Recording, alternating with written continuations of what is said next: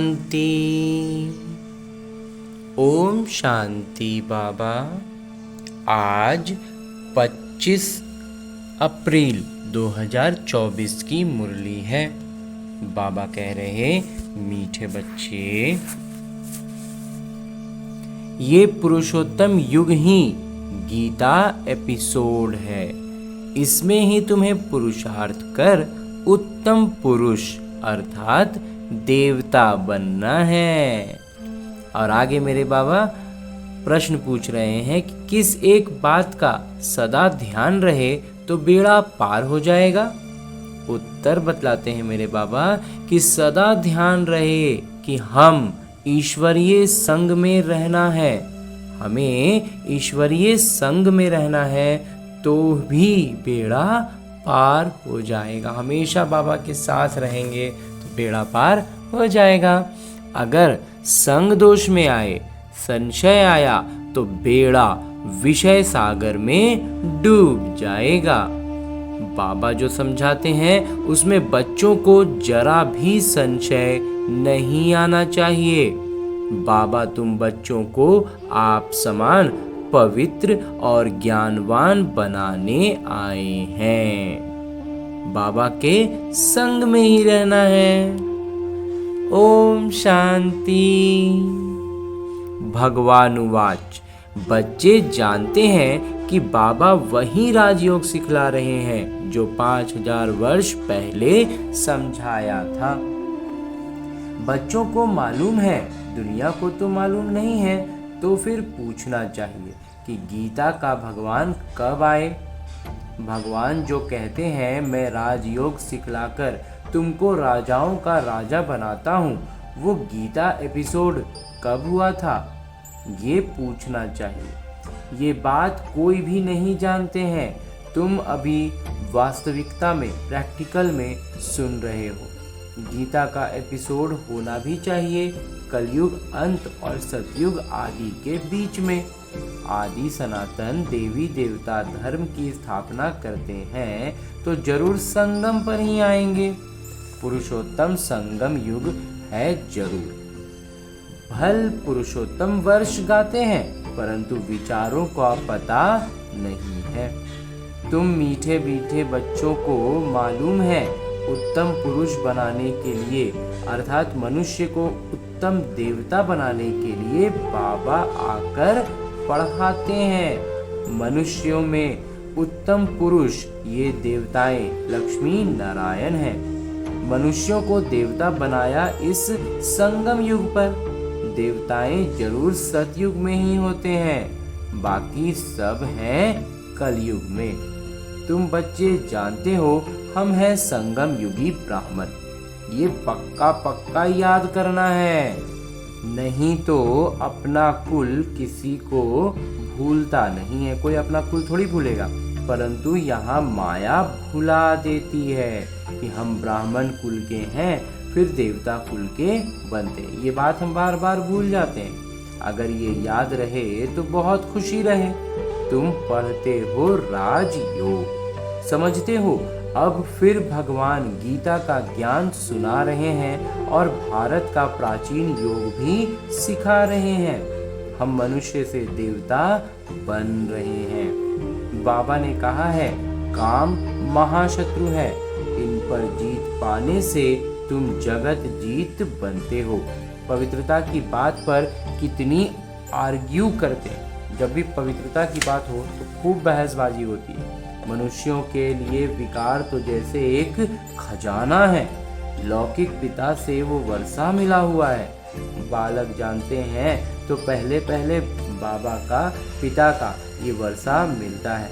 शादी बर्बादी कराते हैं। लौकिक पिता क्या करते हैं, शादी जरूर कराते हैं और वो बाबा कहते हैं बर्बादी कराते हैं। और बेहद के पिता कहते हैं काम महाशत्रु। तो जरूर काम को जीतने से ही जगत जीत बनेंगे। बाबा जरूर संगम पर ही आए होंगे। महाभारी महाभारत लड़ाई भी है। हम ये भी यहाँ जरूर हैं। ऐसे भी नहीं कि सब फट से काम पर जीत पाते हैं। हर बात में समय लगता है। बाबा कहते हैं कि ऐसा नहीं है कि सब कोई काम पर एकदम फट से जीत पा लेते हैं। कोई भी विकार पर जीत पाने के लिए समय लगता है। मुख्य बात बच्चे यही लिखते हैं कि बाबा हम विषय वैतरणी नदी में गिर गए, तो जरूर कोई ऑर्डिनेंस है, कोई अध्यादेश तो होना चाहिए। तो बाबा का फरमान है, काम को जीतने से तुम जगत जीत बनेंगे। अभी जब भी हमें ये लगे कि वैतरणी नदी में हम गिर गए, तो बाबा कहते हैं ये बाबा का अध्यादेश है कि तुम्हें काम को जीतना है। काम जीतेंगे, काम पर जीत पाएंगे तो जगत जीत बनेंगे। ऐसे नहीं कि जगत जीत बनकर फिर काम विकार में जाते होंगे। जगत जीत ये लक्ष्मी नारायण हैं, इनको कहा जाता है संपूर्ण निर्विकारी। देवताओं को सब निर्विकारी कहते हैं। जिसको तुम राम राज्य कहते हो वो है निर्विकारी दुनिया। ये है विकारी दुनिया, अपवित्र गृहस्थ आश्रम। बाबा ने समझाया है, तुम पवित्र गृहस्थ आश्रम के थे, अब 84 जन्म लेते लेते अपवित्र बने हो। 84 जन्मों की ही कहानी है। नई दुनिया जरूर ऐसी निर्विकारी होनी ही चाहिए। भगवान जो पवित्रता के सागर हैं वहीं स्थापना करते हैं, फिर रावण राज्य भी जरूर आना है। नाम ही है राम राज्य और रावण राज्य। रावण राज्य मतलब ही आसुरी राज्य। अभी तुम आसुरी राज्य में बैठे हो। ये लक्ष्मी नारायण है देवी राज्य की निशानी। लक्ष्मी नारायण का मतलब ही है दैवी राज्य की निशानी। तुम बच्चे प्रभात फेरी आदि निकालते हो। प्रभात सवेरे को कहा जाता है। उस समय मनुष्य सोए रहते हैं, इसलिए देरी से निकलते हैं। प्रदर्शनी भी अच्छी तब हो जब वहां सेंटर भी हो, जहां आकर समझें कि काम महाशत्रु है। इन पर जीत पाने से जगत जीत बनेंगे। लक्ष्मी नारायण का चित्र साथ में जरूर होना चाहिए, ट्रांसलाइट का। इनको कभी भूलना नहीं चाहिए। ये एक चित्र और सीढ़ी, लक्ष्मी नारायण का चित्र, सीढ़ी का चित्र। ट्रक में जैसे देवियों को निकालते हैं, ऐसे तुम ये 2-3 ट्रक सजाकर उसमें मुख्य चित्र निकालते हो तो अच्छा लगता है। दिन प्रतिदिन चित्रों की वृद्धि भी होती जाती है। तुम्हारा ज्ञान वृद्धि को पाता रहता है। बच्चों की भी वृद्धि होती जाती है। उसमें गरीब साहूकार सब आ जाते हैं। शिव बाबा का भंडारा भरता जाता है। जो भंडारा भरते हैं उनको वहाँ रिटर्न में कई गुना मिल जाता है। तब बाबा कहते हैं, मीठे मीठे बच्चों, तुम हो पद्मा पदम पति बनने वाले, सो भी 21 जन्मों के लिए। बाबा खुद कहते हैं, तुम जगत का मालिक बन जाएंगे 21 पीढ़ी। मैं खुद डायरेक्ट आया हूँ, एकदम सीधे सीधे परम पिता अवतरित हुए हैं, तो तुम्हारे लिए हथेली पर बहिश्त लाया हूँ। जैसे बच्चा जब पैदा होता है तो बाबा का वर्षा उनकी हथेली पर ही है।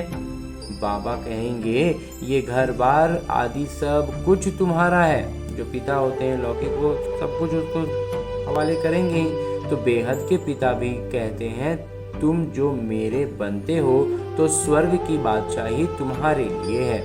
21 पीढ़ी, क्योंकि तुम काल पर जीत पा लेते हो, इसलिए बाबा को महाकाल भी कहते हैं। महाकाल कोई मारने वाला नहीं है, उनकी तो महिमा की जाती है। समझते हैं भगवान ने यमदूत भेज मंगा लिया, ऐसी कोई बात है नहीं। भक्ति में हम सोचते हैं कि भगवान बुला लेते हैं, भगवान ले जाते हैं जब किसी की मृत्यु होती है, लेकिन बाबा कहते हैं ऐसी कोई बात नहीं है। ये सब है भक्ति मार्ग की बातें। बाबा कहते हैं, मैं कालों का काल हूँ। पहाड़ी लोग महाकाल को भी बहुत मानते हैं। महाकाल के मंदिर भी हैं, ऐसी झंडियाँ लगा देते हैं। तो बाबा बैठ बच्चों को समझाते हैं, ये भी समझते हो कि सही बात है, बाबा को याद करने से ही जन्म जन्मांतर के विकर्म भस्म होते हैं, तो उसका प्रचार करना चाहिए। कुंभ के मेले आदि बहुत लगते हैं, स्नान करने का भी बहुत महत्व बताया है। अब तुम बच्चों को ये ज्ञान अमृत 5000 वर्ष के बाद मिलता है। वास्तव में इसका अमृत नाम है नहीं, ये तो पढ़ाई है। ये सब है भक्ति मार्ग के नाम। अमृत नाम सुनकर चित्रों में पानी दिखाया है। बाबा कहते हैं, मैं तुमको राजयोग सिखलाता हूँ। पढ़ाई से ही ऊंच पद मिलता है, सो भी मैं पढ़ाता हूँ। जब भगवान पढ़ाते हैं, उस पढ़ाई को पढ़ेंगे तभी ऊंच पद मिलेगा। भगवान का कोई ऐसा सजा हुआ रूप तो है नहीं। लौकिक रूप जो सजा हुआ कृष्ण का दिखाते हैं, ऐसा तो परम पिता का तो है नहीं। तो ये तो पिता इसमें आकर पढ़ाते हैं। ब्रह्मा बाबा के तन में आकर पढ़ा रहे हैं, तो पढ़ाकर आत्माओं को आप समान बनाते हैं। खुद लक्ष्मी नारायण थोड़े ही हैं जो आप समान बनाएंगे। लक्ष्मी नारायण आप समान नहीं बना सकते हैं। आत्मा पढ़ती है, उनको आप समान ज्ञानवान बनाते हैं। ऐसे नहीं भगवान भगवती बनाते हैं, नहीं, परमपिता परमात्मा बनाते हैं। उन्होंने श्री कृष्ण को दिखाया है, अब वो कैसे पढ़ाएंगे? सतयुग में पतित थोड़े ही होते हैं, श्री कृष्ण तो होते ही हैं सतयुग में। फिर कभी भी श्री कृष्ण को तुम नहीं देखेंगे। नाटक में हर एक के पुनर्जन्म का चित्र बिल्कुल न्यारा होता है। कुदरत का नाटक है। बनी बनाई बाबा भी कहते हैं, तुम हूबहू इस फीचर से, इसी कपड़े में कल्प कल्प तुम ही पढ़ते आएंगे। हूबहू रिपीट होता है ना। आत्मा एक शरीर छोड़ फिर दूसरा वही लेती है जो कल्प पहले लिया था। नाटक में कुछ फर्क नहीं पड़ सकता है। वो होती है हद की बातें, ये है बेहद की बातें। जो बेहद के पिता सिवाय, बेहद के पिता के सिवाय कोई समझा नहीं सकते हैं। इसमें कोई संशय नहीं हो सकता है। निश्चय बुद्धि हो फिर कोई ना कोई संशय में आ जाते हैं, क्योंकि संग लग जाता है। किसी के संग में आते हैं तो संशय हो जाता है। ईश्वरीय संग अगर चलता चले तो पार हो जाएं। संग छोड़ा तो विषय सागर में डूब पड़ेंगे। एक तरफ है क्षीर सागर, दूसरी तरफ है विषय सागर। ज्ञान अमृत भी कहते हैं। बाबा है ज्ञान सागर, उनकी महिमा भी है। जो उनकी महिमा है वो लक्ष्मी नारायण को नहीं दे सकते। जो परम पिता की महिमा है वो लक्ष्मी नारायण की नहीं हो सकती। लक्ष्मी नारायण की महिमा अलग है। तो बाबा है पवित्रता के सागर।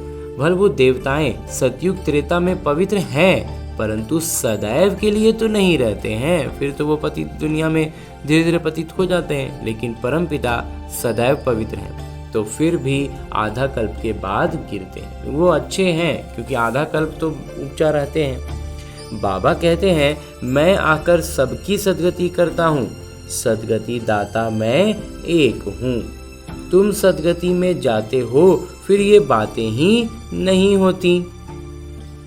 अब तुम बच्चे सम्मुख बैठे हो। तुम भी शिव बाबा से पढ़कर टीचर बने हो। मुख्य प्रिंसिपल वो हैं, प्रधान अध्यापक मेरे बाबा हैं। तुम आते भी उनके पास हो। कहते हैं, हम शिव बाबा के पास आए हैं। अरे वो तो निराकार हैं। हाँ, वो आते हैं इनके तन में, इसलिए कहते हैं बाप दादा के पास जाते हैं। क्योंकि ब्रह्मा बाबा शिव बाबा सम्मिलित रूप में रहते हैं, इसलिए कहते हैं कि उनके पास जाते हैं। ये बाबा है उनका रथ, जिस पर उनकी सवारी है। उनको रथ, घोड़ा, अश्व भी कहते हैं। इस पर भी एक कथा है। दक्ष प्रजापिता ने यज्ञ रचा, कहानी लिख दी है, परंतु ऐसा तो है नहीं। शिव भगवान उवाच, मैं तब आता हूँ जब भारत में अति धर्म ग्लानि होती है। गीतावादी भल कहते हैं, यदा यदा ही धर्मस्य परंतु अर्थ नहीं समझते हैं। तुम्हारा ये बहुत छोटा झाड़ है, इनको तूफान भी लगते हैं। ये वृक्ष भी बहुत छोटा नन्हा पौधा है, तो नया वृक्ष है ना, फिर ये आधार भी है। इतने अनेक धर्मों के बीच में एक आदि सनातन देवी देवता धर्म का कलम लगाते हैं। कितनी मेहनत है, औरों को मेहनत नहीं लगती है, वो ऊपर से आते रहते हैं। यहाँ तो जो सतयुग त्रेता में आने वाले हैं, उन्हों की आत्माएं बैठ पड़ती हैं। जो पतित हैं, उनको पावन देवता बनाने के लिए बाबा बैठ पढ़ाते हैं। गीता तो ये भी बहुत पढ़ते थे। जैसे अब आत्माओं को याद कर दृष्टि दी जाती है तो पाप कट जाएं।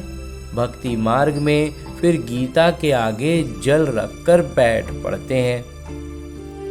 भक्ति मार्ग में क्या होगा, गीता के आगे पहले एक लोटनी में जल रखा जाता है। समझते हैं पितरों का उद्धार होगा, इसलिए पितरों को याद करते हैं। भक्ति में गीता का बहुत मान रखते थे।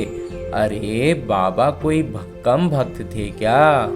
रामायण आदि सब पढ़ते थे, बहुत खुशी होती थी, लेकिन वो सब पास्ट हो गया। वो सब अब बाबा के लिए भी बीती बातें हो गई। अब सिर्फ एक मेरे बाबा। अब बाबा कहते हैं बीती को चितवो नहीं, बीती बातों पर चिंतन नहीं करना है, बुद्धि से सब निकाल दो। बाबा ने स्थापना, विनाश और राजधानी का साक्षात्कार कराया तो वो पक्का हो गए। ब्रह्मा बाबा ने जब साक्षात्कार किया तो पूरे पक्के हो गए। ये सब खत्म होना है, ये पता नहीं था। बाबा ने समझा ये सब होगा, देरी थोड़ी ही, बस थोड़ा ही समय है, फिर तो होगा ही। हम जाकर फलाना राजा बनूंगा। पता नहीं बाबा क्या क्या समझते रहते थे। ब्रह्मा बाबा क्या क्या समझते थे, उन्होंने इतना अपना दृढ़ निश्चय किया था। तुम बच्चे जानते हो बाबा की प्रविष्टा कैसे हुई? ये बातें मनुष्य नहीं जानते। साधारण मनुष्य को ये बात समझ में ही नहीं आएगी कि परमपिता परमात्मा उनमें कैसे आते थे। ब्रह्मा, विष्णु, शंकर का नाम तो लेते हैं, परंतु इन तीनों में से भगवान किसमें प्रवेश करते हैं अर्थ नहीं जानते। वो लोग विष्णु का नाम लेते हैं, अब वो तो है देवता, वो कैसे पढ़ाएंगे? बाबा खुद बतलाते हैं, मैं इनमें प्रवेश करता हूँ, इसलिए दिखाया है ब्रह्मा द्वारा स्थापना, वो पालना और वो विनाश। ये बड़ी समझने की बातें हैं। भगवान वाच, मैं तुमको राजयोग सिखलाता हूँ।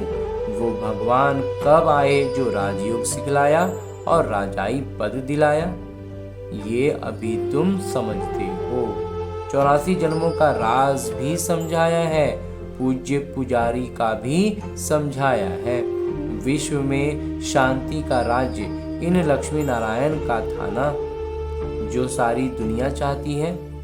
अब लक्ष्मी नारायण का राज्य था तो उस समय सब शांति धाम में थे। अब हम श्रीमत पर ये कार्य कर रहे हैं, अनेक बार किया है और करते रहेंगे। ये भी जानते हैं कोर्टों में कोई निकलेगा, देवी देवता धर्म वालों को ही टच होगा। बात उन्हीं को समझ में आएगी जो देवी देवता कुल के हैं। भारत की ही बात है, जो इस कुल के होंगे वो निकल रहे हैं और निकलते रहेंगे। जैसे तुम निकले हो, जैसे हम निकले हैं, वैसे बाकी और भी तो बच्चे हुए हैं ना, उनको निकालना है, तो वैसे और प्रजा भी बनती रहेगी। तो जो अच्छा पढ़ते वो अच्छा पद पाते। मुख्य है ज्ञान योग, योग के लिए भी ज्ञान चाहिए, फिर पावर हाउस के साथ योग चाहिए। फिर पहले ज्ञान की स्पष्टता होगी तब योग लगेगा, फिर योग भी परमपिता परमात्मा से अच्छे से लगेगा। इसमें दोनों का, ज्ञान का और योग का, दोनों का सहयोग है। बाबा कहते हैं मुख्य है ज्ञान और योग। योग के लिए भी ज्ञान चाहिए, फिर पावर हाउस के साथ योग चाहिए। योग से विकर्म विनाश होंगे और हेल्दी वेल्दी बनेंगे, स्वस्थ और समृद्ध बनेंगे जब योग में रहेंगे। पास विद ऑनर भी होंगे, स्वस्थ रहेंगे, समृद्ध रहेंगे, बाबा की याद में रहेंगे, तो पास विद ऑनर तो होंगे ही। अच्छा, मीठे मीठे सिकिलते बच्चों प्रति माता पिता बाबा का याद, प्यार और आशीर्वाद। रूहानी बाबा की रूहानी बच्चों को नमस्ते। हम रूहानी बच्चों की ओर से रूहानी बाबा को याद, प्यार और प्रणाम। धन्यवाद बाबा, धन्यवाद। मुरली के लिए भी धन्यवाद और इस अनूठे अलौकिक ब्राह्मण जीवन के लिए भी बहुत बहुत बहुत धन्यवाद बाबा, बहुत धन्यवाद। आगे आज की मुरली से लिए गए धारणा करने के लिए वो प्रमुख बिंदु हैं जिनमें पहले है कि जो बात बीत गई उसका चिंतन नहीं करना है। अब तक जो कुछ पढ़ा उसे भूलना है, एक बाबा से सुनना है और अपने ब्राह्मण कुल को सदा याद रखना है। और दूसरा है कि पूरा निश्चय बुद्धि होकर रहना है, किसी भी बात में संशय नहीं उठाना है। ईश्वरीय संग और पढ़ाई कभी भी नहीं छोड़ना है। और आगे मेरे बाबा वरदान दे रहे हैं। वरदान देते हुए मेरे बाबा कहते हैं, रूहानी माशूक के आकर्षण में आकर्षित हो।